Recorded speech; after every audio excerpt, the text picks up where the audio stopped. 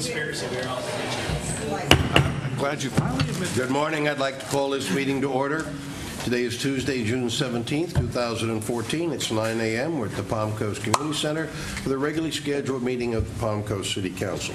Would you please rise and join me in the Pledge of Allegiance? I pledge allegiance to the flag of the United States of America and to the republic for which it stands, one nation, under God, indivisible, with liberty and justice for all. Thank you very much. Roll call, please. Mayor Netz. Here. Vice Mayor DiLorenzo. Here. Councilmember Ferguson. Here. Councilmember Lewis. Here. Councilmember McGuire. Here. Mayor, all members are present. Thank you very much. The first item of business is the approval of the minutes of the June 3rd City Council meeting and the June 10th City Council workshop. Are there any additions, corrections, or is there a motion for approval? Move to approve. Second. Moved and second. All in favor signify by saying aye. Aye. Opposed? Motion carries without exemption. Agenda item number 2, proclamation recognizing Amateur Radio Week, June 22nd through the 29th. Mr. Ferguson, who do we have receiving the proclamation? Anyone? Come on up to the podium, folks.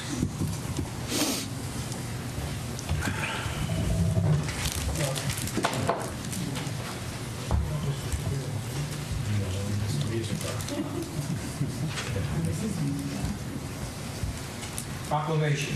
Whereas amateur radio, often called ham radio, is both a hobby and a service where operators use radio communication equipment to communicate with other radio amateurs for public services, recreation, and self-training. Whereas amateur radio operators enjoy personal and often worldwide wireless communication with each other and are able to support their communities with emergency and disaster communications, if necessary, when landline phones, cell phones, and other conventional methods of communication often fail.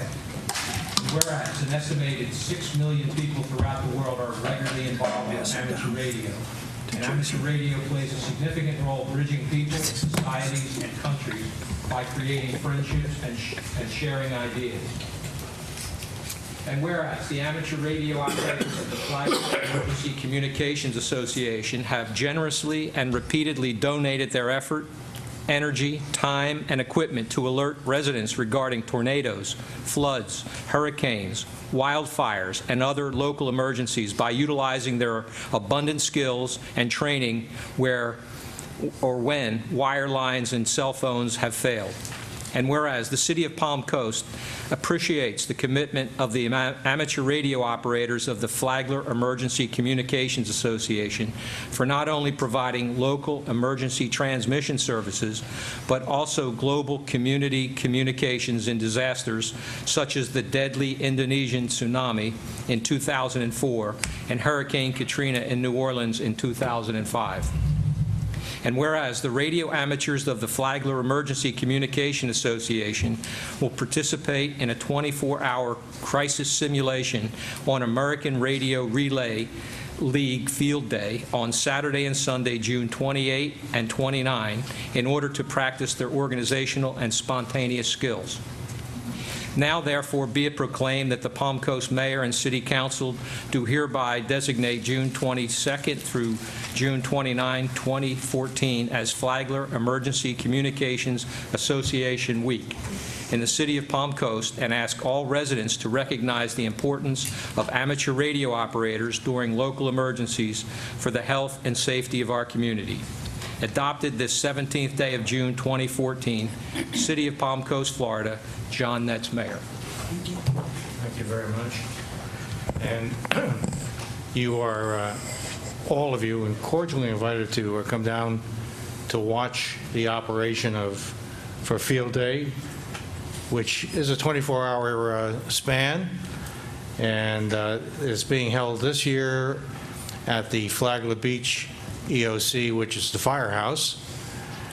And we just hope you can come down, maybe even operate, sit down and listen and watch, and possibly even eat some of the food that we bring with us down there.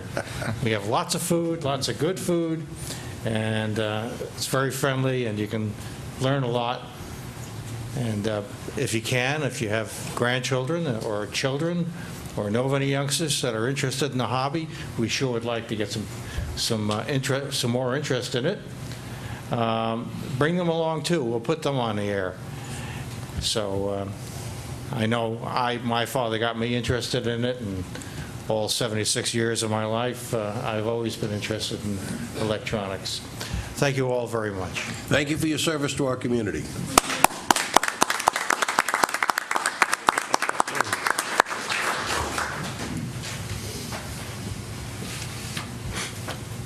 Agenda item number 3, recognition of the Palm Coast Public Works Utility Department Top Ops team, the Water Buoys, who won both the state and national championships. Mr. Landon. Cindy, are you going to do the honors here? Okay, I'll just turn it over to Cindy. This is one of those that if they don't bring it home, they can't come home nowadays, is the way this works, because it's so expected. Well, I feel like I'm the World Cup announcer, but you all don't want to hear me scream goal 5 times, but it is very exciting, and the team is going to come up and stand here while I talk. So for the 5th time since 2006, the Water Boys team from the Utility Division has won the Top Ops National Championship of the American Water Works Association. And the team is Fred Greiner, captain, Tom Martens, Pete Roussel, and they're coached by Jim Hogan. They defeated 18 teams from across the U.S. and Canada at the conference in Boston. It's the American Water Works Association's annual conference and exposition, and they were in Boston last week. It's done Brain Bowl style, so they sit at a table like you all do, and they have a buzzer, and they ask them questions, and they have to hit the buzzer and they answer. But the questions are on things like chemistry, hydrology, water distribution, public health, plant maintenance, safety, those types of issues. And I heard that they practice every day at lunch. So that's what I've heard. The team won the state championship in April for the 8th time in the past 10 years. And they've placed in every national level competition that they've competed in since they started in 2005, and that's 5 first place victories, 3 second places, and 1 third place. And one of the great things about it is that no city funds are used for the competition. By winning the state championship, they get an automatic ride to the national, paid for by the Florida section of the AWWA. And since they won the national championship this year, they're automatically entered into nationals next year, which I just found out is in Anaheim, California. So I think Pete Roussel wants to say some words, and then we'll do a couple pictures.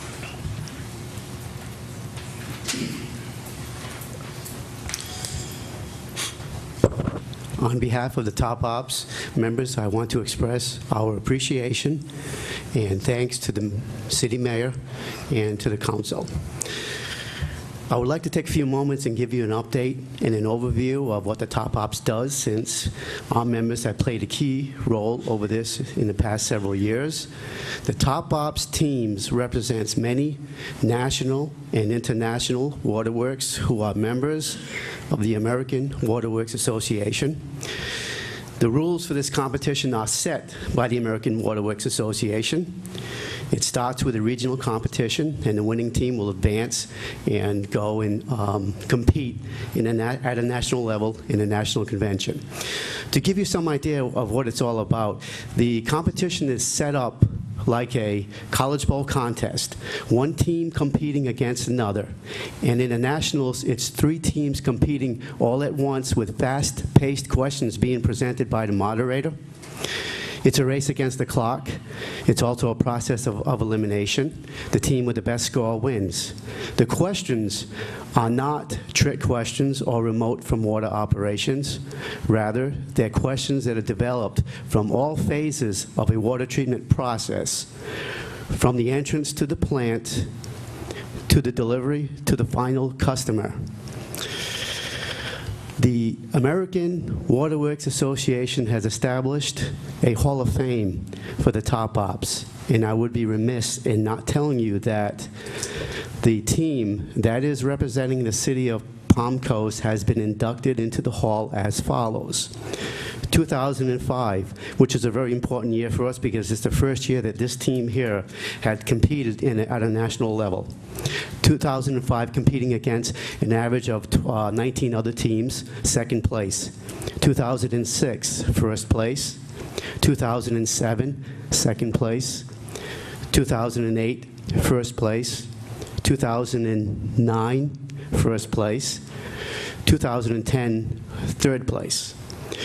2011, first place. 2012, second place.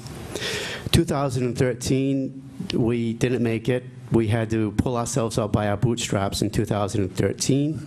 And I can tell you right now that Mr. Hogan was very involved with that process. 2014, as what Cindy had mentioned, first place. And again, I would like to convey our appreciation and thanks for this honor.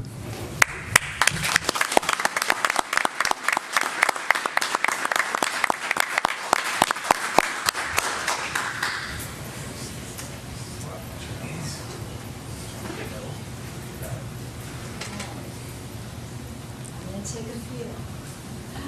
1, 2, 3.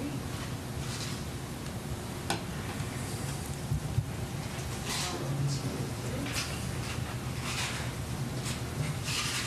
All right, one more. 1, 2, 3. Congratulations.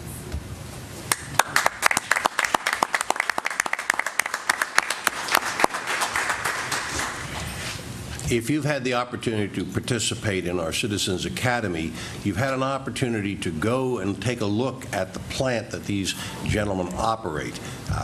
We often take water for granted. You know, you turn the faucet and the water comes out, and you shut the faucet off and the water stops coming out. At least that's the way it's supposed to work.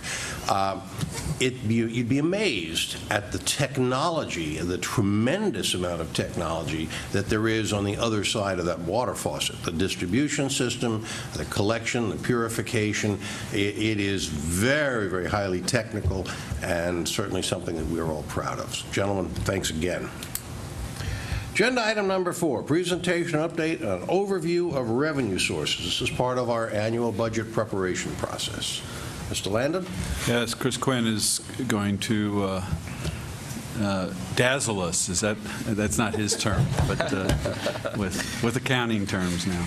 No, I think dazzle is good. Dazzle's good, okay.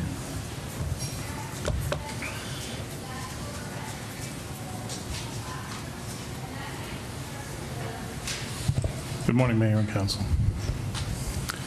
Before I get started, I just wanted to mention that we talked a little bit at the workshop about the popular annual financial report, which was the kind of the shorter, easier to read version of our annual financial statements. We do have a stack of them here in the back of the room for anyone from the public that would like to have them, and of course they're on our website.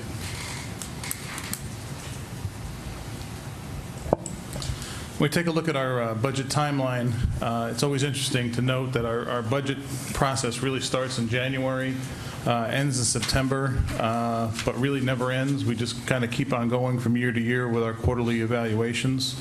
Right now, we're through all of the May presentations. We're working on the first June presentation, which is our revenue source presentation as part of the budget process. Again, we have a number of other steps coming up over the next few months. So a general overview, we're going to just talk about general revenue classifications and the total city revenues, a review of our current tax revenues, and this presentation primarily deals with tax revenues, discussion of revenue diversification, and then the remainder of the tentative budget calendar. So these revenue classifications before you are what you would see if you looked at our financial statements, and their general categories: taxes, permits, fees, special assessments, intergovernmental revenues, charges for services, judgments, fines, etc., miscellaneous revenues, and other sources. This graph that we've taken a look at here is our total fiscal year 14 revenue pie graph. Actually, the area in yellow is our property taxes, or ad valorem taxes, which represent only about 11% of our total pie for revenue sources. Some of the other taxes to the right of the ad valorem taxes, you'll see the local option tax, communication service tax, local business tax. These are some of the things we'll be talking about in this presentation today. So taxes as a whole, when you see that line item, yes, it includes the ad valorem or property taxes. We also have a local option fuel tax. That's a per gallon tax on fuel in Flagler County. There's an insurance premium tax that's on the property insurance, fire portion of property insurance for homeowners. Discretionary sales surtaxes. We had the local government infrastructure surtax, which expired, but we now have the small county surtax. And we'll talk all about these in a little bit more detail. Communication services tax, local business tax, and one of the tax sources that are common in cities but we don't currently utilize, which is the public service tax, or otherwise known as utility tax. Under the permits, fees, and special assessments categories, items such as franchise fees. We currently have a solid waste and natural gas franchise fee. There are utility franchise fees, such as with FP&L, which are currently not in use in the city. Things like engineering permits, various impact fees, as well as special assessments. And we have two primary special assessments, being the Old Kings Road and Code Public Nuisance assessments. Intergovernmental revenues, the biggest usually amount of intergovernmental revenues is grants. And basically this category means that the revenue source flows through another government. State revenue sharing is another portion another revenue source we get through the state. The local government half-cent sales tax program. We get a portion of county business tax receipts, and also alcoholic beverage license tax that flows through the state. Charges for services are basically when someone pays a fee for service. The most common one in the city is the water and sewer, solid waste, and stormwater charges that we see on their utility bills. Also, businesses pay annual fire inspection fees. There's building permit and inspection fees if you utilize those services. Various recreation fees for pay-per-play facilities, planning fees, and other charges to other entities.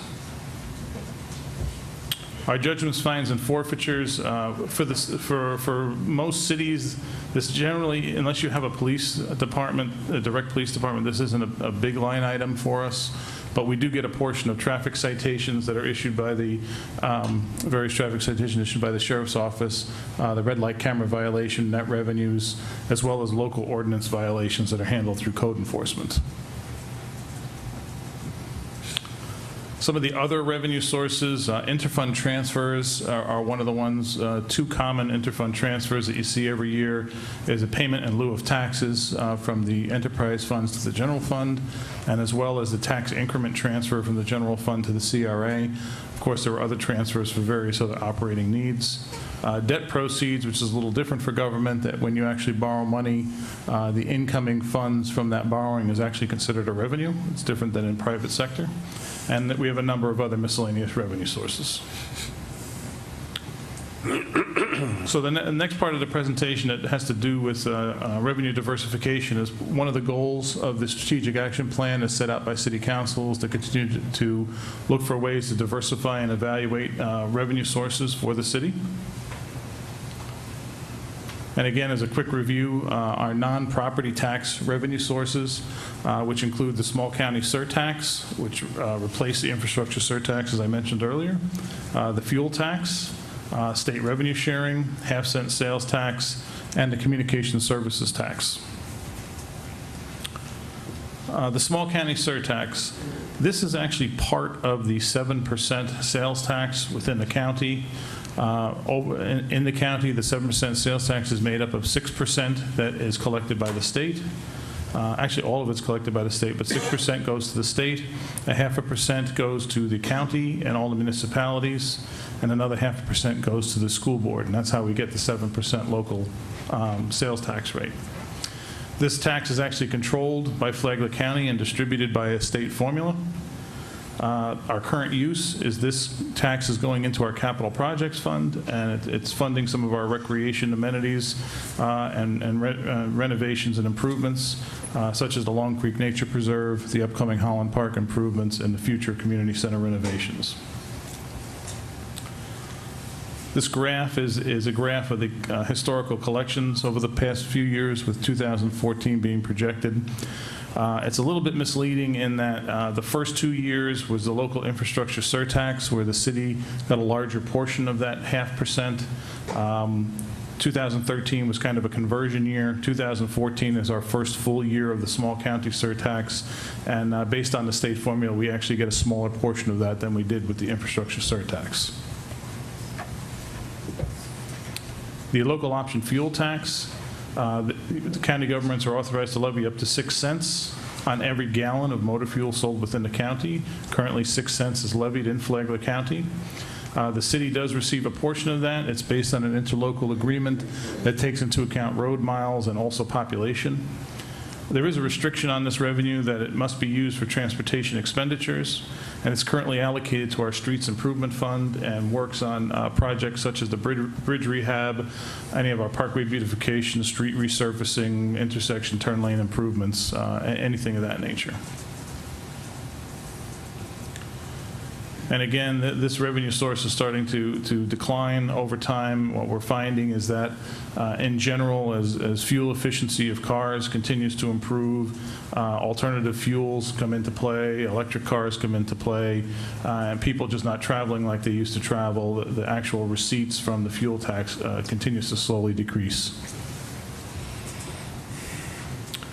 The state revenue sharing, it's a fund created by the state, which they put a portion of the 6% sales tax into this pool, some alternative fuel user decals, net collections from a 1 cent municipal fuel tax, kind of goes into a big pool.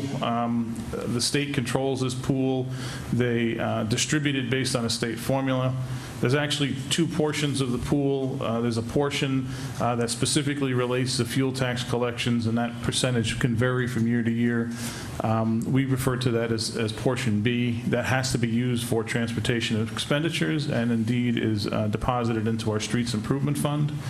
The balance can be used for any municipal-wide program or property tax relief, and we put that into the general fund to help mitigate the need for property taxes. And over the years, the state revenue sharing has actually been increasing, and as state revenues improve, the state revenue sharing generally increases, and we can see that over the last few years. The half-cent sales tax, this one is a little confusing sometimes, because I think this gets confused with the 0.5% small county surtax. This is actually a portion of the state's 6% sales tax that comes back to municipalities and other governments. It's controlled by the state of Florida. Again, it's distributed by a state formula. There's really no necessary restrictions on this. It can be used for municipal-wide programs or for property tax relief. We put this into the general fund to help mitigate the need for property taxes in the general fund. And in this particular case, you can see that the trend is up, and this has a lot to do with the increasing taxable sales over the years in Flagler County and within the city that has a real effect on these tax receipts. The communication services tax is a tax that applies to telecommunications services, satellite TV services, and the local rate is 5.22%. The control of this tax is through the state of Florida and the city council. It's actually distributed to the various municipalities and counties based on the service address of record of the person getting the service. This tax can be used for any public purpose. This is currently applied to the general fund, again, to help mitigate the need for property taxes. Communication service tax is another tax revenue that's been eroding over the years. A lot of the bundling that we see, where people can bundle their services together on one price, is great for the consumer, but it decreases our actual taxable base. Another area where there's an effect here is on the prepaid cell phones. You can go into someplace like Walmart and buy a prepaid cell phone, and the communication services tax is not actually collected currently on those sales, whereas if you had a direct cell phone bill service, it is charged to that. So with that increase, the communication services tax collections have also been affected. So those are our existing non-property tax revenues.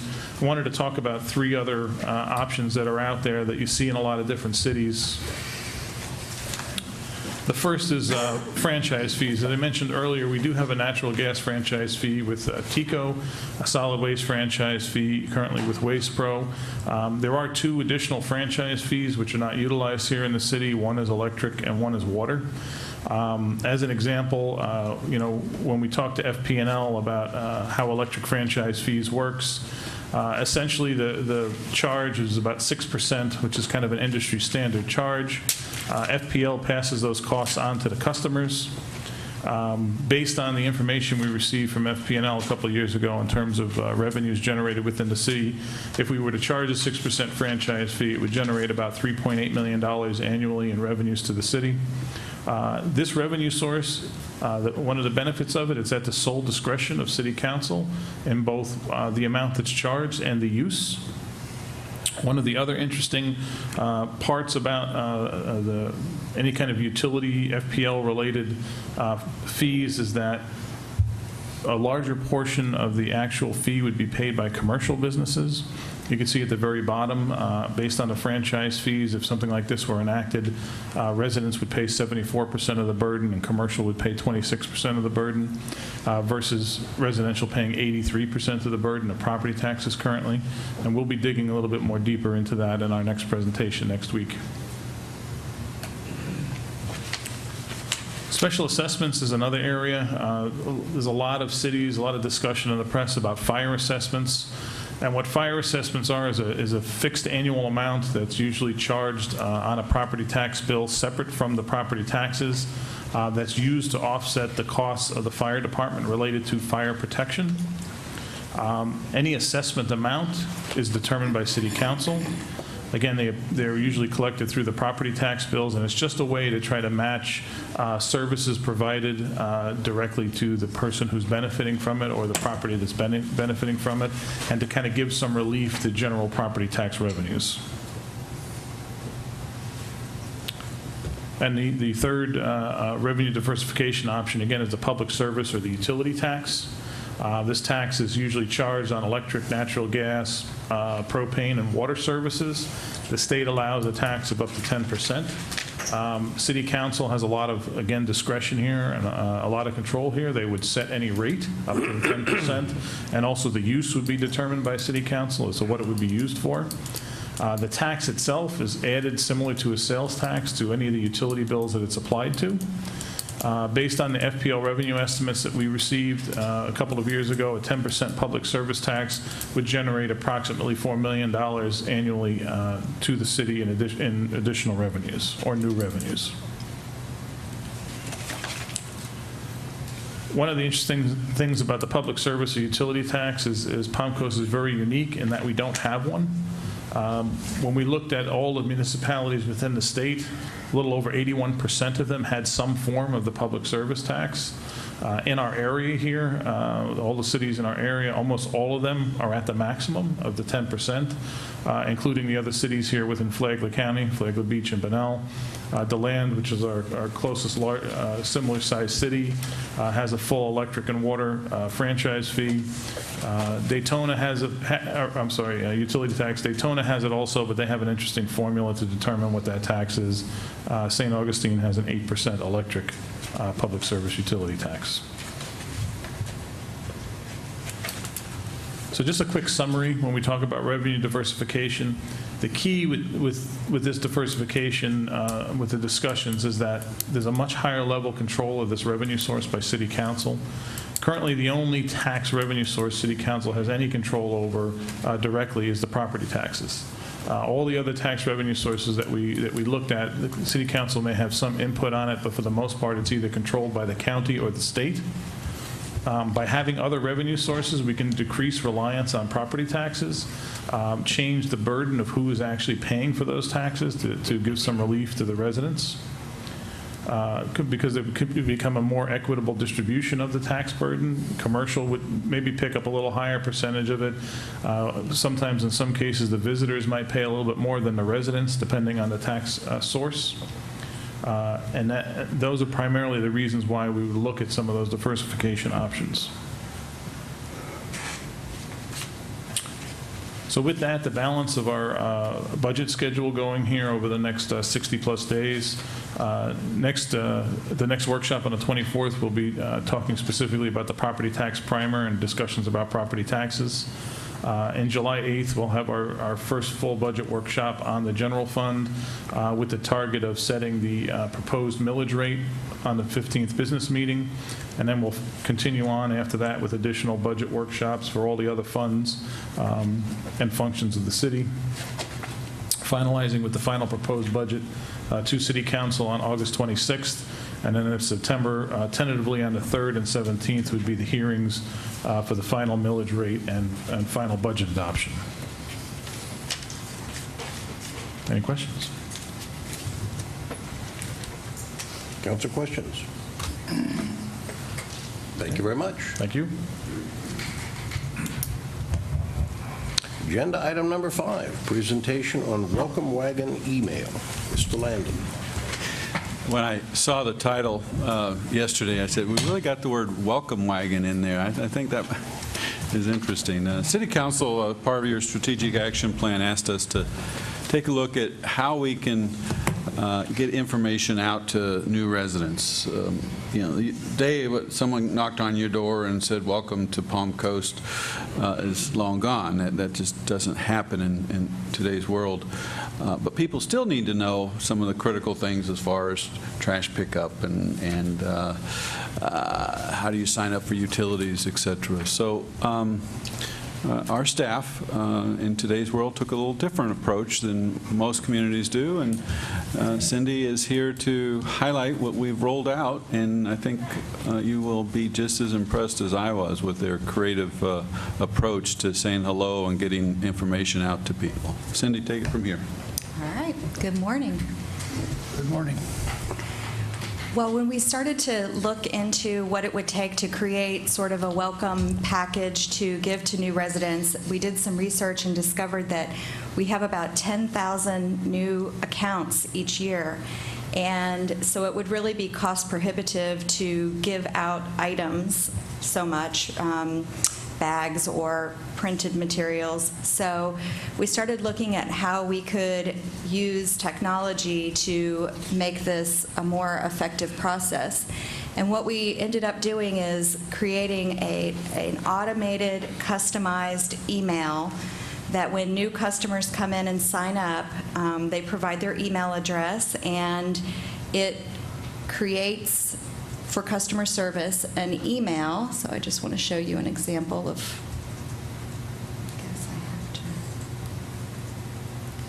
it creates an email that's based on that specific account and that specific address, and it provides them with a lot of basic information about the city, information that we hear from new customers. This is the type of thing that they need to know. So in addition to showing them a lot of information related to their account, it gives them their trash and recycling schedule. So you'll see here, this one is for Palm Coast Drive, and it shows what days their trash is picked up. It gives them good information about what can be recycled, how they can have hazardous waste picked up. It provides them their irrigation days and the information on what our ordinances allow. And it also tells them who is the council member from their district. So this happens to be District 2, and there's Councilmember Ferguson, as well as the mayor. We also wanted to use it as an opportunity to let people know what they can do in the community. They're new, so presumably they don't know about everything. So it automatically pulls from the city events that are upcoming. So that's what you see here. And it also has links to all of our events. It has links to the community calendar, which includes activities beyond just city events. And it also has a link to the parks website. In addition, it has public safety information and code enforcement. And so, just for an example, if they click here, okay, it's not going to work because something isn't up to date. I apologize. Normally, there would be a brochure there. I'll just show you this one because this takes you to the actual website. So you can see that they can find out how to submit a complaint if they have a code enforcement complaint. It also includes just a link back to the general website where they can find most everything, as well as the opportunity to sign up for Code Red and an opportunity to sign up to receive emails about our jobs that are available, the BAC training events, and things like that. So for people who don't have email, they will receive a printout of a document similar to this. Obviously it won't be interactive, but it'll give them web links and it'll give them all of the information that this one does in terms of their trash pickup schedule, their water irrigation, and things like that. So in addition, we are finalizing the design now on a magnet. It'll be about 4 by 6 that will include information on recycling and also have the web address and key city phone numbers, and those will be given to all of the new customers as well. So, any questions? Great. Council questions, comments? Well done. Yep. Very well done. Excellent. Looks great. Just sharing information about our city. Okay, moving along. Agenda item number 6, an ordinance annexing approximately 3-acre parcel adjacent to State Road 100 and Seminole Woods Parkway. Mr. Reichman. Mr. Mayor, Council, this is an ordinance of the City Council, City of Palm Coast, Florida, annexing a parcel of real property containing 3.03 acres, more or less, and generally located south of State Road 100 and west of Seminole Woods Parkway, more particularly and legally described on Exhibit A to the ordinance, which is attached here too, and fully incorporated by this reference. This ordinance provides for the amendment of the city boundaries. It provides for the incorporation of the real properties in the city boundaries subject to the applicability of the Land Development Code. It provides for the repeal of prior inconsistent ordinances, resolution, severability, and provides for an effective date. Mr. Mayor. Thank you. Mr. Landon. Mayor, City Council, this is the second reading. You've held a public hearing at our last meeting. We don't have any additional information at this time, but for the public, this is a area that is currently involves the Flagler County Airport. They have property that actually fronts State Road 100 on the south side of State Road 100, just to the west of Seminole Woods Boulevard.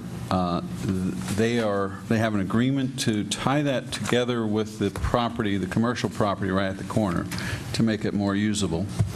And in return for that, at the end of the runway, which is just off the airport property, but in the clear zone of the runway, the county is going to obtain that property so that no development can happen in that clear zone.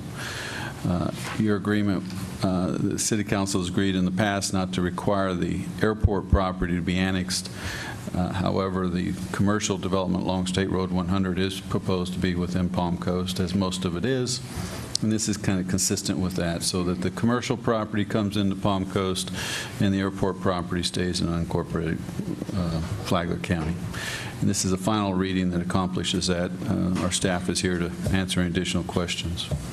I might point out that this agenda item is essentially coordinated with agenda item number 7. Yes. You can think of it sort of as a land swap, although it's not apples for oranges, or more like apples for oranges. Council question on agenda item number 6.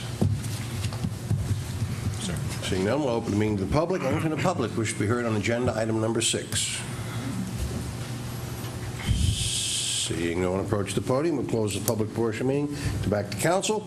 Additional questions, comments, or a motion? Mr. Mayor, just so for the council's understanding, you may note that Section 7, effective date, has been modified to clarify, it's consistent with what the city manager just indicated, to clarify exactly when this annexation would become effective, since it is related to some other matters. But that's the only change to the ordinance. It's when the land swap happens, it becomes effective. Council questions? Will that 3-point-so acre will get, can that be sold to business? It's already owned by a private business. It's already owned by a private developer, is it not? The corner right at Seminole Woods and State Road 100 is owned by a private developer. The 3 acres that is in the annexation is currently owned by the county as part of the airport property. So this goes into effect when they transfer the property from the county to the private developer. And at the same time, the next item, they will transfer the property from the private developer to the county. In case anybody's confused, there are 2 parcels of property, one approximately 3 acres, one approximately 11 acres. Both parcels are currently owned by a private developer. One of the parcels, the 3-acre parcel, is in unincorporated Flagler County. No. The 3-acre parcel up on the top we're annexing is owned by Flagler County at this point. Oh, I thought it was owned by the, all right. It's owned by Flagler County. Yes. The county needs an 11-acre parcel that is privately owned to expand their airport. Yes. They're doing a land swap with a private developer. When that land swap is completed, the 3-acre parcel will be annexed into the city. The advantage to the city is that it makes the commercial property accessible from State Road 100, gives them frontage. Right. Which is always a good thing if you're doing commercial development. Okay. And it will, the State Road 100 property becomes part of our tax base, another commercial business there for people to use. And the airport property will always stay vacant because it's at the end of the runway. Yeah, that's the contraction area. The thing outlined in green is the property that essentially become airport property. It's necessary that it remain undeveloped as part of the clear flight path for the runway, so that parcel can never be developed. Okay, with that hopeful clarification, additional council questions, comments, or a motion on agenda item number 6? Move approval of agenda item number 6, an ordinance annexing approximately 3-acre parcel adjacent to State Road 100 and Seminole Woods Parkway. Second. Moved and seconded. Roll call vote, please. Vice Mayor DiLorenzo? Yes. Councilmember Ferguson? Yes. Councilmember Lewis? Yes. Councilmember McGuire? Yes. Mayor Netz? Yes. Mayor, this motion passes 5-0. Thank you very much. And now the related item, agenda item number 7, the ordinance for the contraction of approximately 13 acres of property adjacent to Flagler County Airport. Mr. Reichman. Yes, Mr. Mayor. This ordinance is of the City Council, City of Palm Coast, is for the voluntary contraction, or also known as de-annexation, of the city boundary by de-annexing 13.18 acres, more or less, of real property, generally located south of State Road 100 and west of Seminole Woods Parkway, more particularly legally described in Exhibit A, which is attached to the ordinance and fully incorporated by this reference. This ordinance provides for the amendment of the city boundaries to contract the subject properties from the city boundaries. This ordinance provides for the repeal of prior and consistent ordinances and resolutions for severability and for an effective date. Any additional comments, Mr. Land? No, this is the second half of the previous ordinance, and all my previous comments are...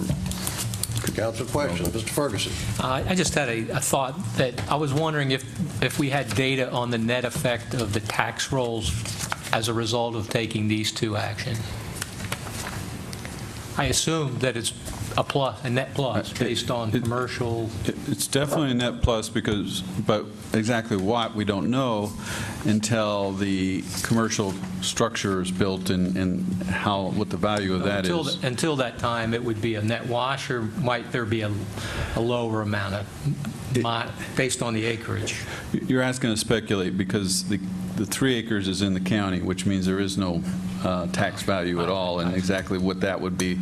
And that's State Road 100 frontage. So 3 acres versus, as you see from the map, basically 13 acres that doesn't have any street frontage at all. Mr. Ferguson, I don't know how to compare the values there. I don't think anybody is, and we didn't go through that exercise. The ultimate is when new commercial structure is built is when the significant net increase in taxes occur. Other council questions? Seeing none? One- Mr. Lewis. One impacts the other. The one we just adopted impacts this also. Yes? Yes. The Same. two are interrelated. One without the other is of no value. Right.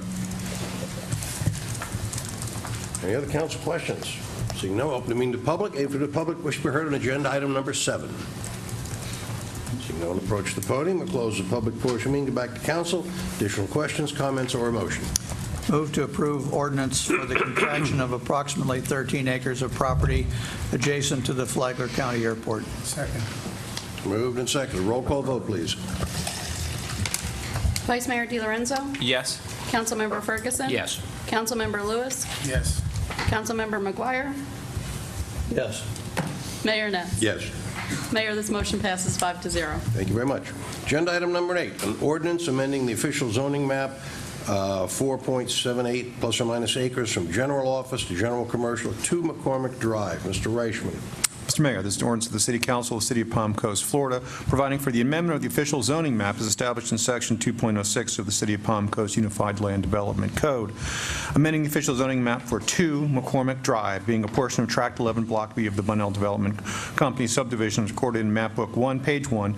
This consists of 4.78, more or less, acres of certain real property described as tax parcel ID number 81231-650B0110 of the public records of Flagler County, Florida, from general office, or OFC2, to general commercial, or COM2.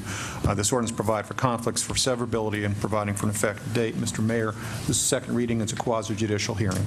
Quasi-judicial, that means, are there any ex parte communications that need to be disclosed? No, sir. No. None? Seeing none, Mr. Landon. Mayor, City Council, once again, this is the second reading of rezoning. It's basically across the street from the last proposal there on State Road 100. It is where the former News Journal offices were, just to the west of the Chevrolet dealership. It is zoned office, general office. That's unusual for State Road 100. Almost all of State Road 100 in this area is commercial, and they're proposing a rezoning to commercial that is quite consistent with the rest of State Road 100. So there is no specific development proposal at this point. It is just a zoning case. Staff and Planning Board has recommended approval. You approved it on first reading. This is second reading, and we have no additional information from your public hearing last time. That's all I have. Council questions? Seeing none, open the meeting from the public. Anyone from the public who should be heard on agenda item number 8? Please give us your name, limit your contribution to 3 minutes. Jack Howell, Palm Coast. If you don't have a specific reason or something that you're going to build on it, why change the zoning? You know, people do that when they have a purpose. You know, you don't just say, well, I just want to change my land from one zone to another. So there must be a reason, and I'm a little curious about that. Thank you. Thank you. Next speaker. Next speaker.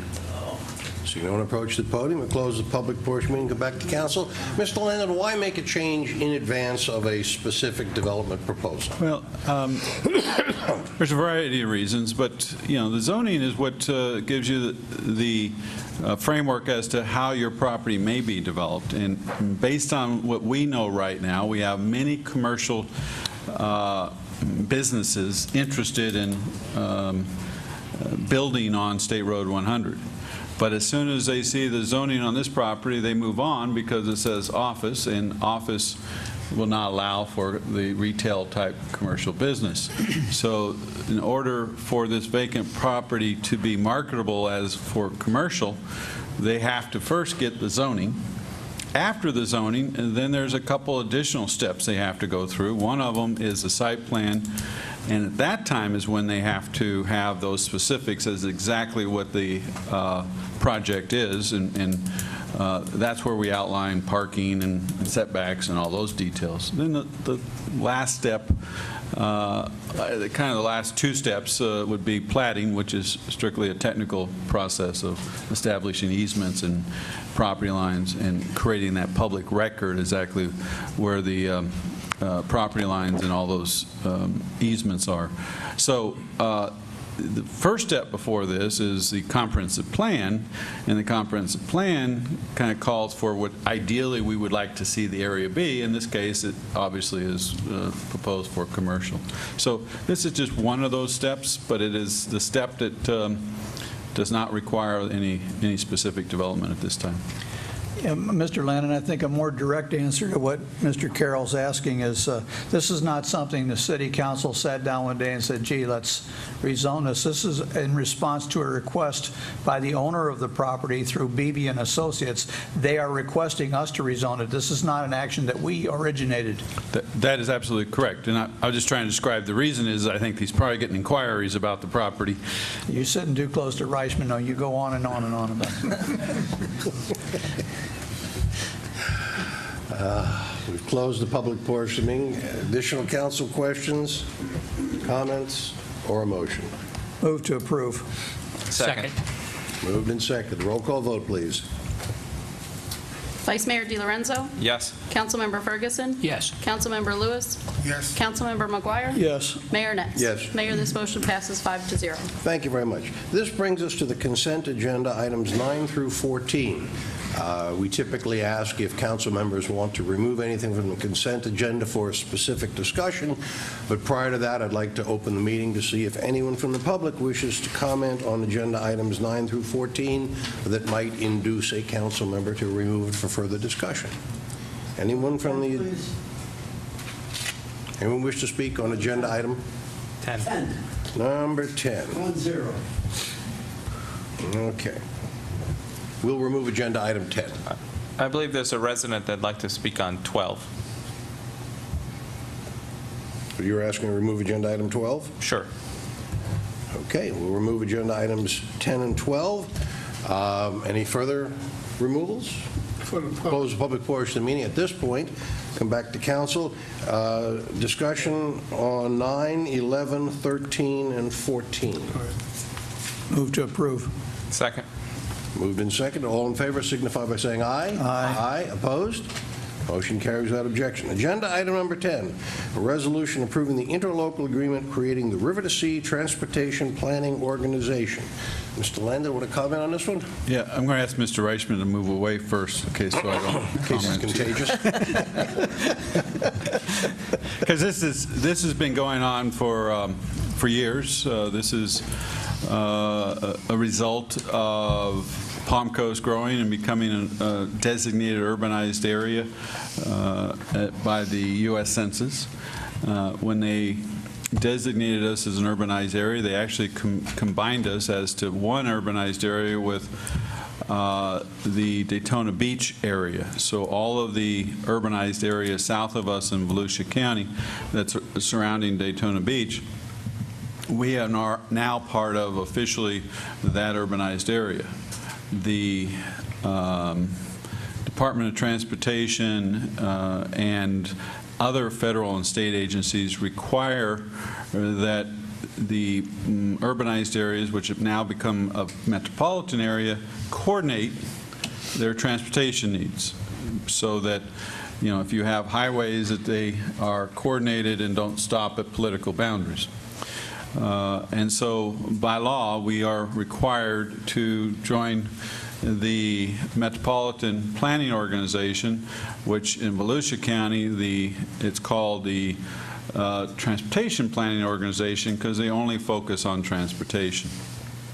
It was the Volusia TPO, Transportation Planning Organization. Because we have to join that, and it's most of Palm Coast, a portion of Flagler County, all of Beverly Beach and Flagler Beach, and a portion of Bunnell, it's all going to be one coordinated area for transportation at this point. In order to do that, by federal and state law, all of the jurisdictions, cities and counties within that urbanized area that now is part of the metropolitan area has to approve this boilerplate type interlocal agreement that is actually developed by the state, so that we formally become part of the group, if you will. It's a 19-board governing board. It's represented by Volusia County, and now will be Flagler County. All the cities, the smaller cities, kind of, because there's not enough seats for all the small cities, they have a group that rotates for small cities. Palm Coast is the second largest city in the group, only second to Deltona. So by law, we are required to have a seat. This actually designates Palm Coast as a member and gives us that seat. All of your state highway funding now will flow through this TPO and no longer through Flagler County. So the importance to our community is the transportation dollars that are spent here from the federal government and state government are all coordinated through this organization. So this is the final step for us to actually join. Once again, we've been working on this for probably 3 years. Once all the other communities adopt this agreement, we will then be formally a member and not just sitting at the table as an observer. Even with Reichman stepping away, I still was long-winded, but it's... You can't blame that one on me. If you ever went to a TPO meeting, you'd understand. We're very fortunate Mr. DiLorenzo is our representative to the TPO. Since this is removed from the agenda, does anyone from the public wish to speak on agenda item number 10? Jack Carroll, Palm Coast. Do we have a representative that's going to have a full vote on these matters? Thank you. Next speaker. Next speaker. Seeing no one approach the podium, we close the public portion of the meeting. Mr. Landon or Mr. DiLorenzo, who would like to answer? Well, the short answer is yes and yes. Mr. DiLorenzo, by appointment by City Council, is a member. As soon as this agreement is finalized and all the entities, we become a formal member, and Mr. DiLorenzo will have a vote. It's weighted vote. And I think it's about 11% of the vote is what it is. So it's not 1-for-1 because it's based on population. But instead of, once again, just being an observer at the table, we will actually be a voting full member. Just to amplify that, by federal law, there can only be 19 seats on a TPO or MPO. Why 19? Why not 21? Why not 13?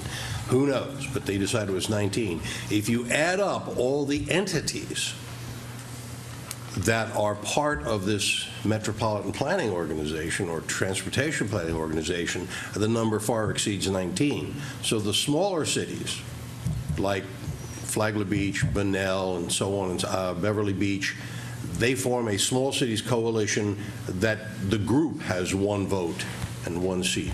But then the votes are weighted by population. So Mr. DiLorenzo has a seat on the board, and his vote counts 11% of the total vote. The TPO meets the 4th Wednesday of every month down in Volusia County, right on Speedway Boulevard. They're open to the public. There's time allotted for the public to speak at those meetings, and we've been the mayor attended for the first year or so, and now I've been attending, and we're participating in the discussion. We just don't have a vote until all these resolutions come back from the municipalities and the other local governments, and then we'll be a full voting member and we'll start doing our work. And just something else just to explain. As Mr. Landon pointed out, federal highway funds travel from the federal government through the state, and they're distributed within the Transportation Planning Organization according to a prioritization that's done by the TPO.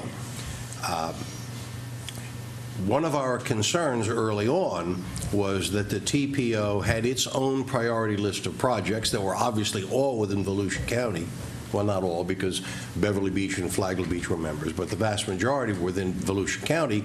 We, operating separately, had our own list of priorities. One of the issues was, how do you meld those two lists so that nobody loses priority projects? For example, the Palm Coast Parkway widening that's undergoing right now, that has been on the horizon for many years and gradually moved up a DOT priority list until it finally came to the level that it could be funded. We were just concerned that projects like the Old Kings Road widening and whatnot don't go back to the bottom of the list. That's all been successfully negotiated, and moving forward, the TPO as one integrated body will produce its priority project list. We've closed public portion of the meeting. Back to council. Additional questions, comments, or a motion on agenda item number 10? Move to approve. Second.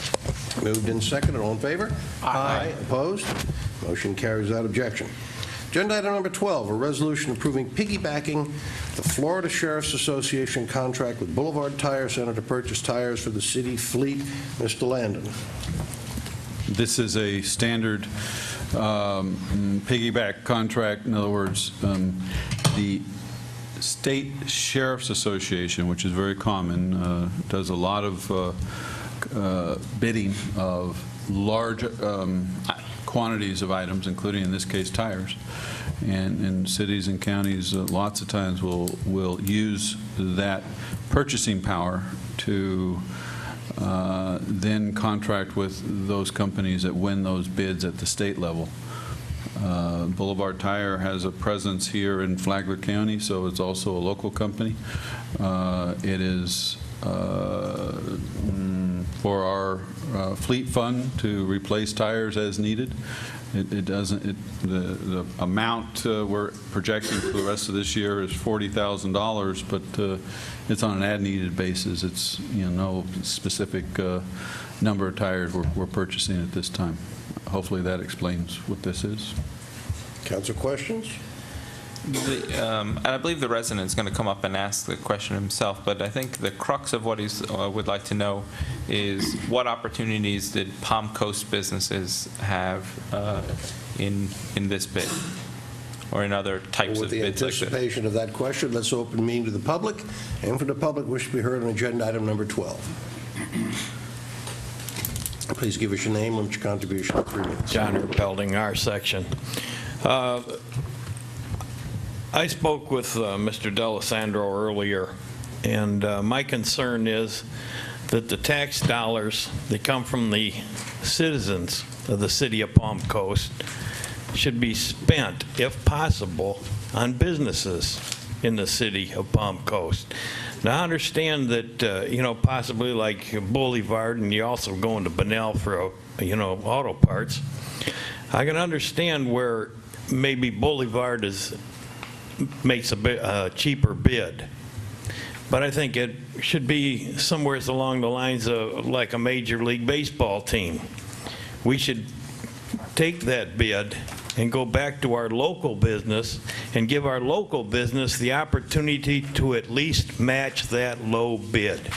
We should have that right as citizens in the city of Palm Coast to request that our tax dollars be spent, if possible, in Palm Coast. I'd like to see that happen. I understand there's problems doing that, but I do believe that our tax dollars should be spent in Palm Coast supporting Palm Coast businesses. Thanks. Thank you. Next speaker. Seeing no one approach the podium, we'll close the public portion meeting. Back to council. Mr. Reichman. Yes, sir. You go out for bid, and then you take the bid results and you go to a local business and ask if they can meet it. Well, you have two parallel sources of purchasing in your code, and this was one of the methods, and that is contemplated by a city council when it enacted this process under Chapter 2 to take advantage of large-scale purchases from the standpoint of saving the taxpayers money, because you can get a better price for a larger quantity through a piggybacking process than you could if you were going out to bid and you were otherwise receiving bids based upon the smaller quantity. Certainly, that is another option that is available to the city of Palm Coast under its purchasing code.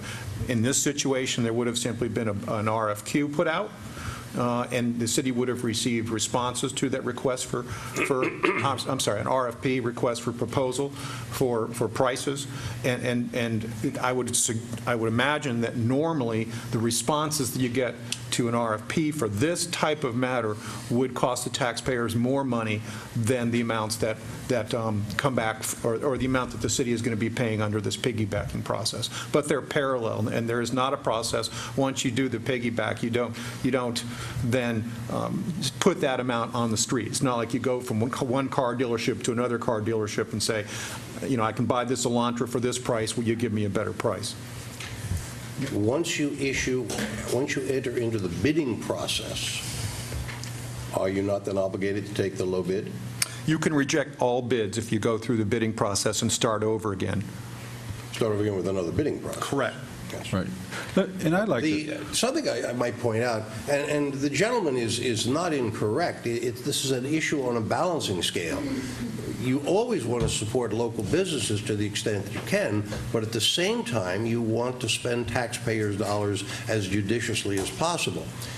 Quite a few years ago, the Palm Coast City Council enacted an ordinance that provides a 3% local business incentive, so that if you were bidding for automobiles, tires, Rolex watch, whatever you're bidding for, the normal bidding process, you take the low bid, unless you have some reason not to.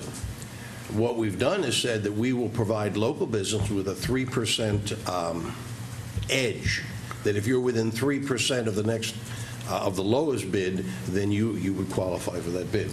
So it's a balancing act. The other side of that coin, Your Honor, is that the local business has to want to participate in the bidding process. We went through this discussion not that long ago about buying vehicles, and why didn't the local Ford dealer or Chevy dealer, why didn't they, and they were approached and they simply weren't interested in bidding. They said they couldn't handle it. So it takes two people to make this thing happen. And the fact is that a lot of local businesses, maybe most of the local businesses, just don't feel they can handle that much volume, and they don't come forward and ask to be put on the bidders list.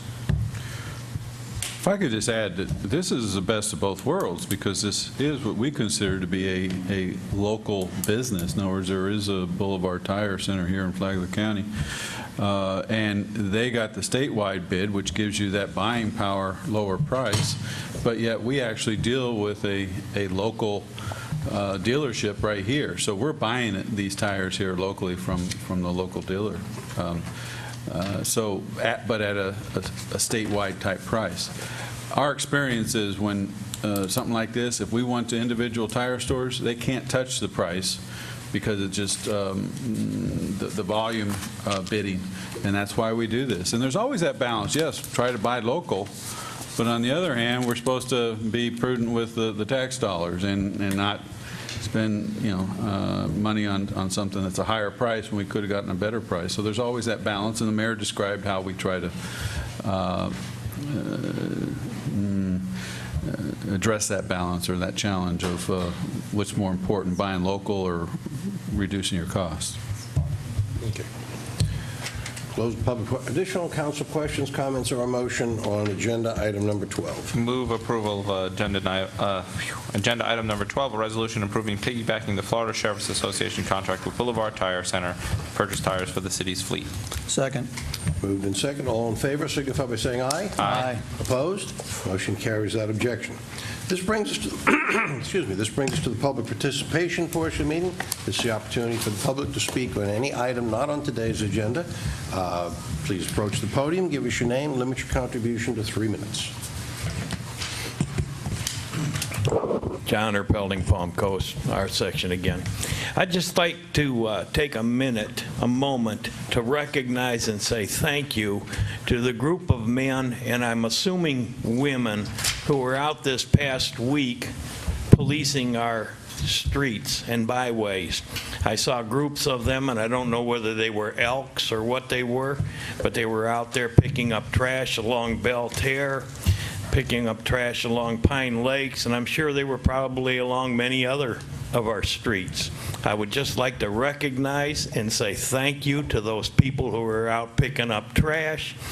I do the same thing in my neighborhood, and I would ask one thing, that our city, our police or county police or whatever, we must have some kind of an ordinance in place to say littering. I know every other city in the United States that I know of fines people $500 or $100 or whatever for littering. I was talking to Jason again earlier today, and there are groups of people, seems like, that are just out there throwing beer cans, whiskey bottles, just their trash out the windows. I watched them, I've hollered at them, I've cleaned up after them, and 20 minutes later somebody else drives by and pitches something else out the window.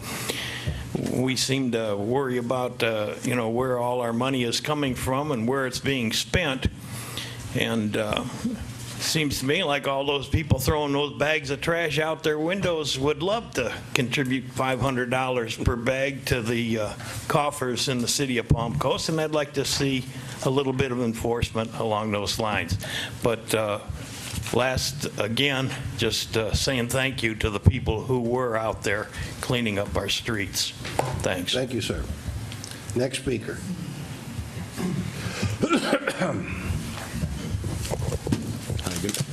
Good morning. My name is Ron Hertel, resident of the city of Palm Coast, citizen of the state of Florida, member of the Florida Bar.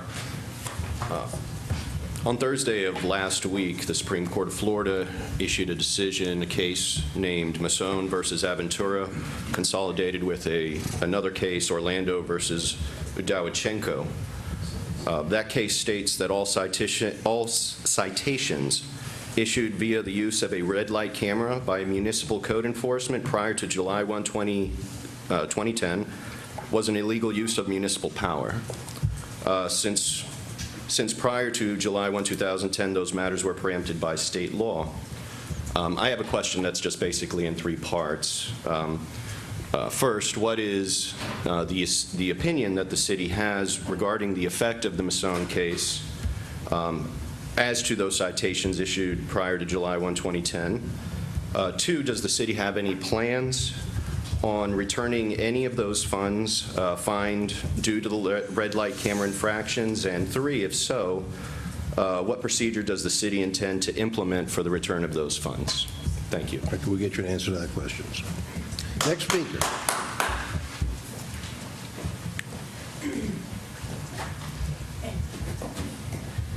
Good morning. I'm Gretchen Smith, Government Affairs Director for the Chamber, and I had a couple things I want to talk about real quick. First off, as you all know, we have Mr. Landon, who's going to join us next Thursday for our Eggs and Issues breakfast meeting. We've got about 30 people signed up so far, and that's before the last minute rush.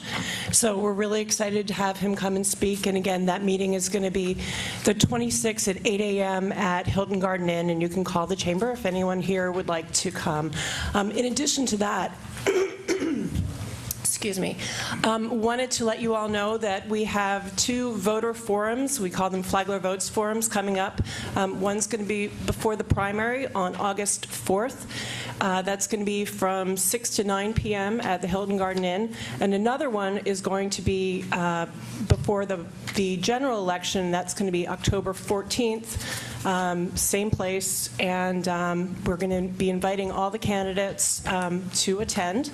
And the Chamber, as a nonpartisan organization that does not support candidates, we're working along with the Flagler County Home Builders and the Association of Realtors to put on these events. And just wanted to let you know that this is all in the works. And we look forward to seeing many of you there. Thank you. Thank you. Next speaker.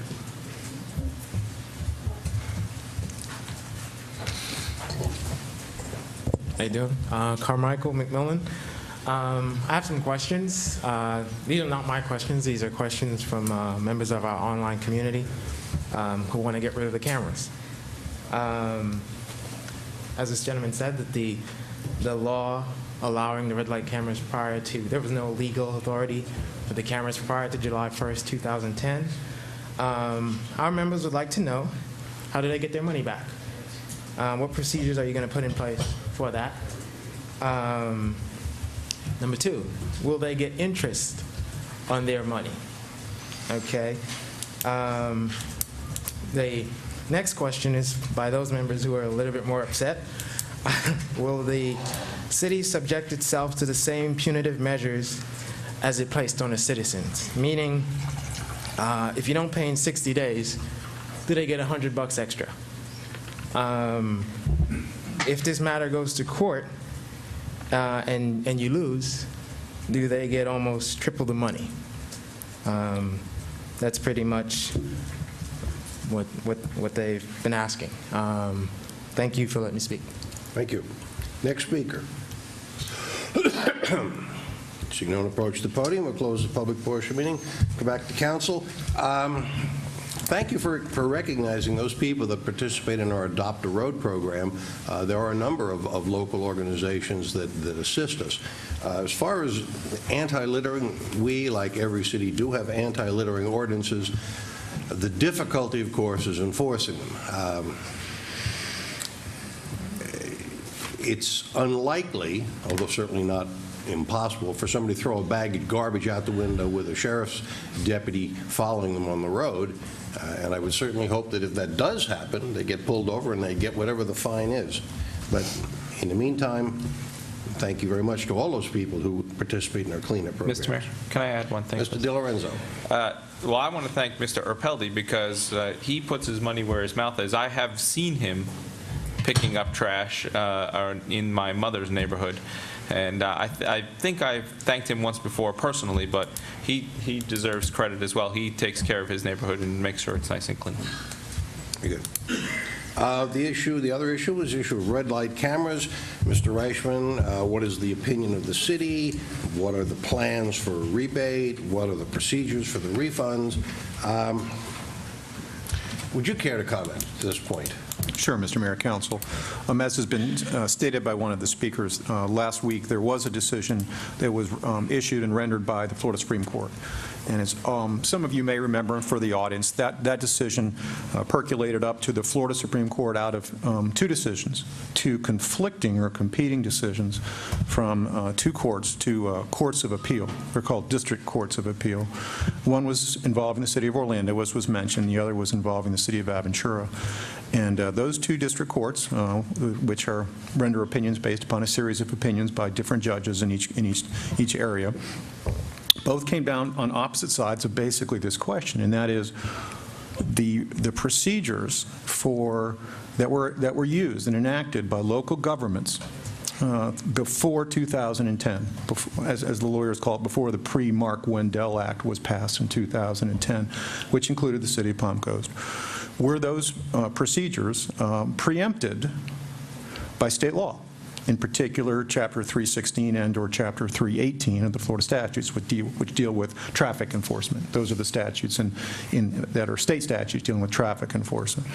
Now, the third DCA said absolutely not.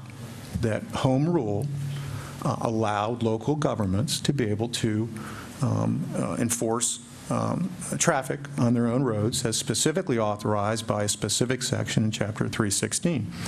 The fifth DCA, which was hearing an appeal from the City of Orlando about the City of Orlando's red light camera program, again, pre-Mark Wendell, went the other way, and so it went up to the Florida Supreme Court. And as was stated both in the the main opinion, as well as in the dissent, and so it was a conflicted opinion from the Florida Supreme Court. It was a 5-2 opinion, but the main opinion of the Florida Supreme Court is that they agreed with the Fifth DCA, with the case involving the City of Orlando and Mr. Yudichenko, as was mentioned by the Speaker, and that was that they found that number one, this was a purely legal question. This was a narrow issue. It had to do with preemption. And the Florida Supreme Court, in a 5-2 decision, found that when you read Chapter 316 together with Chapter 318, that these processes that were used throughout the state of Florida before 2010 were preempted, did conflict with the process for regulation of red light running violations that were already contained in these Florida statutes, and therefore they found that there was express preemption. One of the key parts of that decision, and these appeals for that matter, involve this language, which has been a part of the rationale for all of these various cities that enacted these red light camera processes before the Mark Wendell Act. And Chapter 316 specifically says that local governments are entitled to regulate, restrict, and monitor traffic by security devices, and it goes on. And that was what the cities of Aventura and the cities of Orlando were arguing to the Florida Supreme Court, that you read that very clear language, and that would certainly appear to allow local governments to be able to place red light cameras at intersections and then regulate and impose citations and fines when people run red lights, which is a violation. I mean, even if you didn't have these ordinances, it's still a violation of Florida law, under state law, to run through an intersection on a red light. What the majority held is that may be true, but they made a distinction saying, but there's nothing specific in that statute that creates or gives the local governments the power to impose different penalties than those penalties for running red lights that are contained in another section in Chapter 318.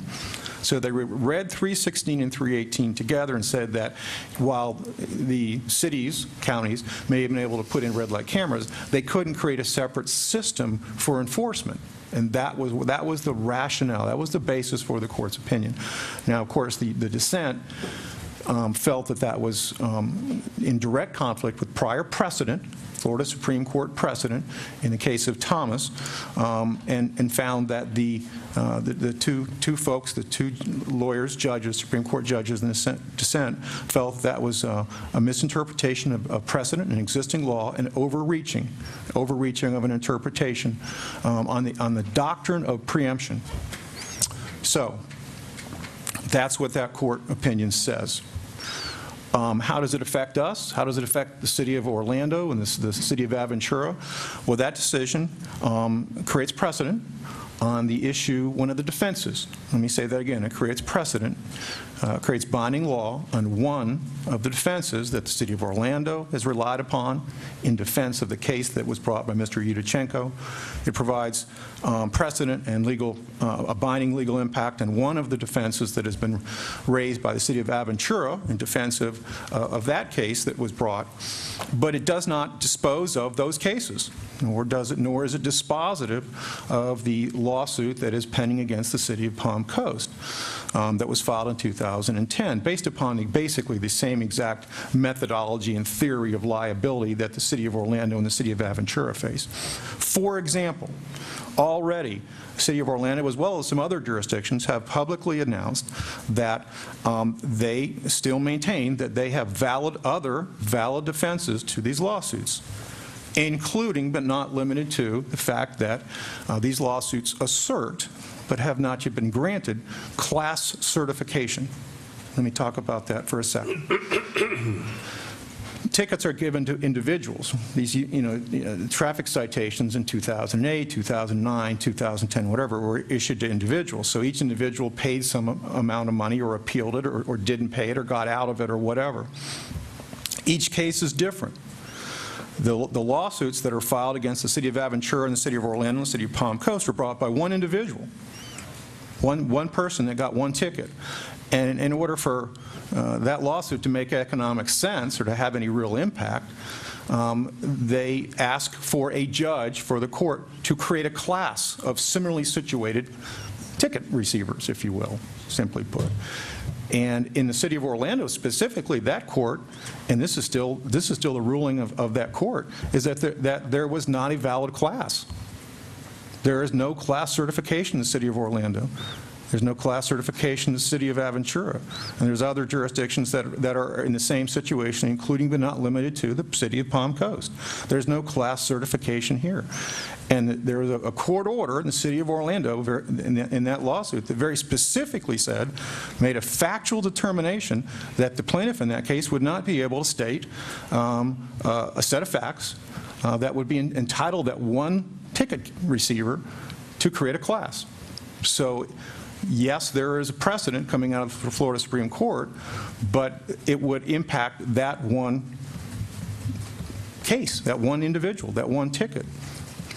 And then there's another defense, and there's a lot of others, but these are the two main ones that the cities are talking about. And that other case is a doctrine of defense based upon a court case that is older, but still valid law from the Florida Supreme Court that says when someone makes a voluntary payment, that's what it's called, the voluntary payment defense, when someone makes a voluntary payment and does not appeal, this is against local governments, and then later on there's a decision that changes the basis for that underlying wrongdoing, that at that point in time, that person that made that voluntary payment can't come in and sue to get their money back. So what the city of Orlando has already announced is that they are contemplating going through the process of looking at the people that did get tickets, red light camera tickets, and did not make voluntary payments, and will be looking at making refunds for those folks that cannot, will not be impacted by that defense. Remember now, in the city of Orlando, there's no class as well. So that's what those cities are doing. I can't speak to what the city of Palm Coast intends to do. I can tell you what the case, and I am telling you what the Florida Supreme Court ruled, and I can tell you what defenses are available and remain available to the city of Palm Coast and have not been disposed of. And I can tell you what some of the other cities have done and argued and how they have prevailed on some of these other defenses. Moving forward, as far as how we dispose of these, I simply would suggest that we're going to need to take our time and see what happens with some of these other cases. We have not been contacted whatsoever by the lawyer that is representing the one individual that brought the lawsuit against the city of Palm Coast. This decision was just Thursday. It's not like that's a big surprise. Today's Tuesday. But we've received no communication. As you all are aware, that lawsuit basically was put on hold, stayed, put into abeyance by the parties in agreement because both sides recognized the importance of getting some clarification from the Florida Supreme Court on this one issue, on this one legal matter, which is the issue of preemption. And so that's really where we are, Mayor, as far as the legal aspects. I would assume that as this plays out in the other jurisdictions, at some point, the courts will outline what the appropriate behavior, reaction, repayment, refunding for a city would be. I think that I would suggest, Mr. Mayor, that as this matter moves forward, we will be able to rely upon more decisions that come out of other courts involving other jurisdictions for guidance and giving the city of Palm Coast guidance and advice on what would be appropriate and what would be the best way to address the issues in our case. Each case is different, but the things that would be common for the city of Palm Coast and the other jurisdictions are many of the same defenses, but again, primarily the two that I mentioned, and that is that there is no class. There is no class certification in the pending lawsuit against the city of Palm Coast. And we have the same arguments, the same exact arguments that caused a judge in the city of Orlando case to make a determination that because of the defense of voluntary payment, and because of the facts in that case, which are exactly the same as ours, that there was not going to be a class certification. So to sit here and say, well, it's a done deal, no. There was one issue alone that was resolved by the Florida Supreme Court. So this is stay tuned. Yes. Okay. Thank you very much. Discussion by City Council of matters not on the agenda. Mr. McGuire, we'll start with you. Mr. Lewis? Mr. Di Lorenzo? Just that school's out. Lots of kids. We have 13,000 school-age kids in this community, so please pay attention on the roads. Kids playing out in the streets, riding their bicycles. So just please keep your eyes on the road and keep your phones down. Mr. Ferguson? There's nothing else. Discussion by City Attorney of matters not on the agenda. Anything else you'd like to go over? So that I'm not accused of further infecting the city manager, I will not have any further comment. Discussion by City Manager of matters not on the agenda. Well, you've already affected me because I have a lot today, so a lot of updates. You know what? I'm going to stay with the red light camera issue. We used to, on a regular basis, show videos of the program. Here, as of late, the courts seem to be dominating the conversation, but I would like to show something that we recently received from the Sheriff's Office to show why we do this program and what is what was behind doing this. So, Bo, if you will play one of these right here in Palm Coast at Palm Coast Parkway in Belterre.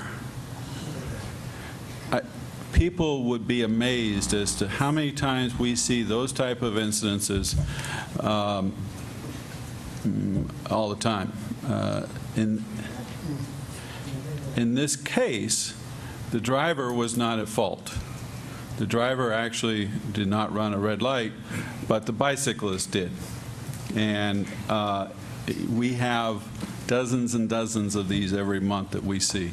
And for people to say that this is all about the money, well, I also would like to address a little bit about the money side of this, because I've heard rumors that this Supreme Court case is going to have major financial impacts on the city.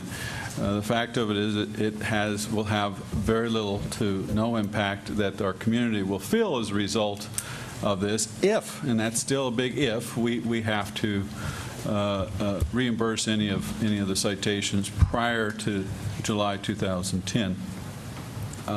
Because those dollars have never gone into our operating funds. It has no impact on our operations. They have all gone into our street improvement fund. Our street improvement fund, as a result of the additional revenue, has been able to expedite street improvements, and particularly safety improvements.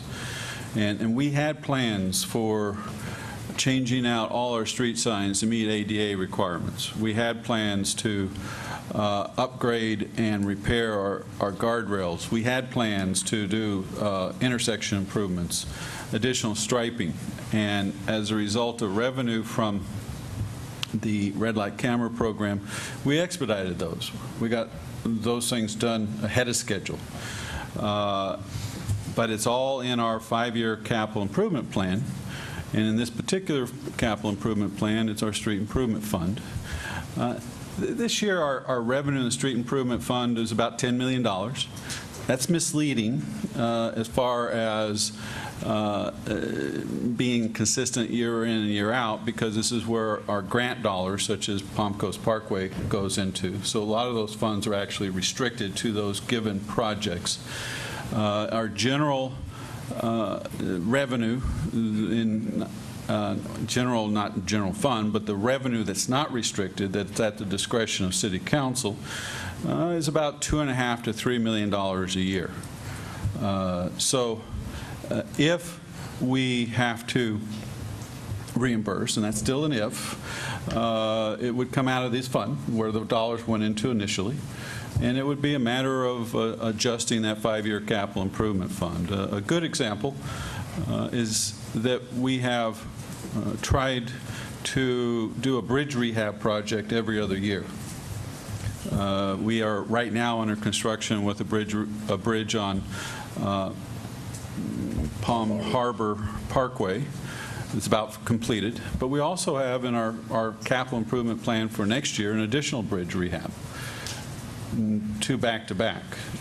If we have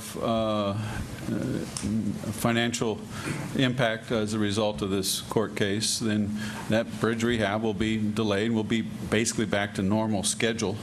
The community won't see any impact. It definitely won't raise any taxes. It's just a matter of adjusting our capital improvement plan.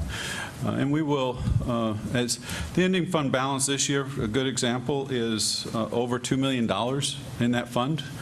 And once again, we collected a total of $1.7 million in red light citations prior to July of 2010. About 500,000 of that went to ATS, and the rest of it went to our street improvements. Just to try to give you an idea. So if we are required to do this, it won't have any impact on any other. And the naysayers that are out there saying we're going to collapse as a result of this, it's almost amazing as to how the rumors and stories can get started. So I just kind of wanted to make sure City Council knew that. Moving on to more positive things. We this weekend had a great lacrosse tournament. Every year it gets larger, and this year there were over 150 teams. It actually has to bleed into our 2 high school fields, and the school district helps. If you were out and about, my wife said, boy, I went to a local restaurant and it was crowded, and it just makes me smile. That's a good thing. So probably close to about 10,000 visitors coming in as a result of the cross. This coming weekend, we're going to have our 3-on-3, 3 versus 3 soccer tournament, something we do annually also. And because of all these tournaments, we have received an announcement last week that the Rugby Collegiate Association is going to have their National Rugby Women's Championship here in Palm Coast this winter, and I think it's in December. First of all, I didn't know women played rugby. That was back in my day. Careful. I think this. No, Mayor. I think this is way cool that that you have collegiate sports that are expanding, and they're discovering Palm Coast. A ladies soccer coach at the University of Florida is the one that actually told them about us because of our fields. So we're finding more and more of these sports that I didn't even know about, whether it's cribbage or whatever, that are discovering us and coming, and so that one is exciting. And then to help support this, yesterday evening the County Commissioners did approve the Tourist Development Council, the TDC grant that we applied for to expand the fields out at Indian Trail Sports Complex. So the county with the bed tax will help us on that project of $150,000, which is once again a very quick return on that investment because of all the dollars that come in. Moving on to the next, something that I find very exciting is that we are actually receiving state, national, and even international recognition with our strategic action plan process that we initiated and our team approach. And those are the kind of things that lots of times kind of go unnoticed because internally it really is a big deal to us. But you may recall I was very honored last year when one of our teams actually nominated me for Career Excellence Award at the state city management level, what we call FCCMA, Florida City County Management Association. And I actually was awarded that recognition. It was about our team approach and our strategic action plan. And as a result of that application, Denise Bevan, who's taken the lead for us on this, actually made a presentation, was a part of the program of this year's FCCMA conference in Orlando. So the rest of the state got an opportunity of city and county managers of seeing what we're doing about here. She has been invited to participate in a webinar from Alliance of Innovation, which is the innovation group, a branch of ICMA, which is International City Management Association.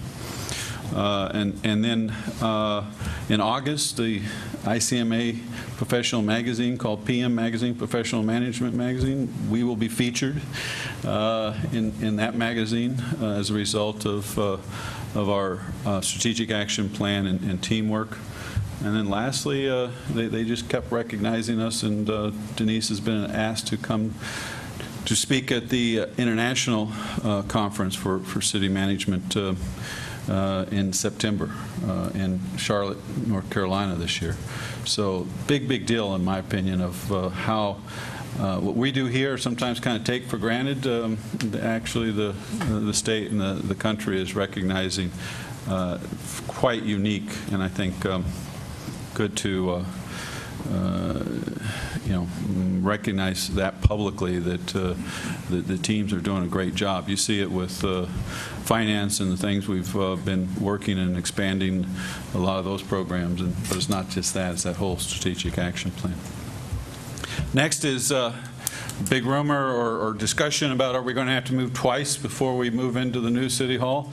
I'm pleased to announce that we have a tentative agreement that we'll present to you at your workshop next week. That is just a 10% increase in our rent where we are today, versus the 57% increase that they were proposing. I think that's a very reasonable increase after being there for, I think it's 3 years. Yeah, we're at the end of the 6th year. We're in the second 3-year term. So you'll be presented that with the idea that we won't have to be relocated temporarily. Also wanted to give you an update on many of the projects out there. Palm Coast Parkway. I have been pleasantly pleased in the lack of complaints, if you will. Very few complaints. I think they did a good job of keeping the traffic flowing. That project, everything I'm hearing is on schedule and within budget, and is going quite well. It's it's a 2-year project, so there's still a long ways to go, but they're making good progress. Bulldog Drive. Good news, bad news. They were behind schedule because of some conflicts underground. Anytime utilities underground, they have, because of good weather and some efforts by the contractor, got a schedule yesterday that says they're back on schedule with their critical traffic and improvements on State Road 100, Bulldog Drive, and the high school property. As you know, very critical timing on this one because of the opening of school. The idea is to have all that completed by the time students come back in August. And right now, those critical items of keep the traffic flowing and everything seems to be heading in a good direction right now. They're pretty confident they can meet that schedule. We got past the auto repair shop on Bulldog Drive this weekend. That was a big deal to us, and it's they actually they worked Friday night and got it back open, the driveway back open, so that's good news. The engineers did discover that this is the private engineering company called Stantec, who is the engineer of record. They have discovered they had some quantity mistakes that they made, and it is a quantity bid, as almost all your street bids are. So we are working with the contractor to reduce some of the costs in some of the other non-essential areas, such as landscaping, etc. Our crews are now on site to help expedite and to help keep that cost down. The idea is that this is all CRA dollars, and there is a very fixed amount, and Chris is making it very clear we have a fixed amount. Obviously, every year in the CRA, those revenues coming in from the town center area, so we may have to stretch out some of the non-essential items to make up for that difference. In the meantime, we will be working to hold the engineering firm of record, the private engineering company who made the error, accountable, and be working with Bill to make sure that that their insurance company, et cetera, can help with that. But at this point, we don't anticipate that having any impact on the critical path of getting the street improvements completed on time, which is really what our primary goal is. The Weir project we completed this summer is complete. It's there in the B section, kind of just north of the Home Depot area. That went very well. That's almost one of those where the design is, actually customized for each canal, but it's is working quite well and on time and within budget.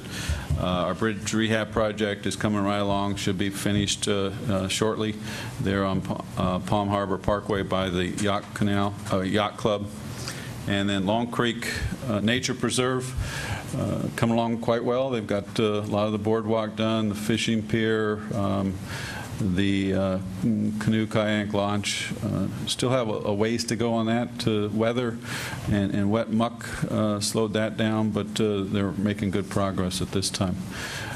So those are kind of an update on all the projects. We have a lot on the drawing board still. Palm Harbor Parkway Extension and Royal Palms, widening the shoulders there as between Rimfire Drive and Belterre, so it's consistent throughout with left turn lanes at Rickenbacker. All those are still in the mill and coming your way sometime soon. It's his fault I'm so long and winded, but... I went by the fishing pier at Long's Nature Preserve yesterday by boat. Looks great. Good. Yeah, good reports. I actually stopped by this weekend to take a look at it. It's a construction site. It's still ugly. You don't want that in your wedding picture from the yacht club yet, but when it's all finished, they will. So that's all I have, Mayor. Thank you. Mr. Vice Mayor? I move we adjourn. We are adjourned. Thank you very much.